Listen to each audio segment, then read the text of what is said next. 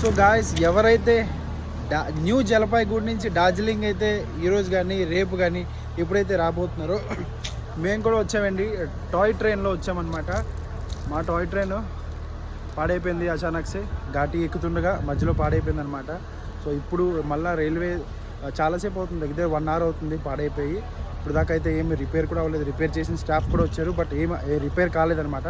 So అందుకు మళ్ళీ railway initiate తీసుకొని మళ్ళీ రైల్వే ట్రాన్స్పోర్టేషన్, రోడ్ ట్రాన్స్పోర్టేషన్ అనగా ప్రొవైడ్ చేస్తుంది అనమాట. రోడ్ ట్రాన్స్పోర్టేషన్ ఎలాగా అంటే ఏ బళ్ళు వస్తాయో తెలీదు, బట్ ప్రస్తుతానికి అయితే మొత్తం 2 coaches ఉన్నాయి టాయ్ ట్రైన్కి.